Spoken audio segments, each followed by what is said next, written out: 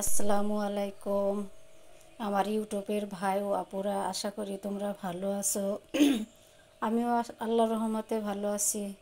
তো আজকে কচু দিয়ে পাঙ্গাস মাছ রান্না করলাম, দুইটা আলুও দিছি। তাই কচুটা আগে এলো ভাপ দিয়ে নিয়েছি ফেলাইয়া। তো মাছটা তরতাজা দেখে আর ভাজি নেই, তরতাজা দেখে এমনি কাঁচা ভুনা করে রান্না করলাম। তাই কিভাবে রান্না করলাম তাই ভিডিওটা সম্পূর্ণ দেখবেন। তো মাছটা ভুনা করে আগে উঠিয়ে নিয়ে তারপরে শেষে কচু আর আলুটা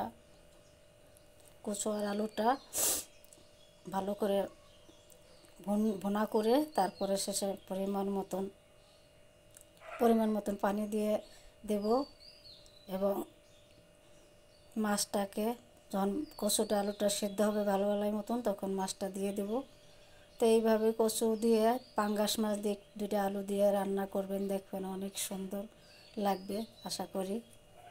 তাই যদি ভিডিওটা ভালো লাগে তাই একটা লাইক, কমেন্ট এবং সাবস্ক্রাইব করবেন। আশা করি ভালো থাকবেন। আল্লাহ হাফেজ।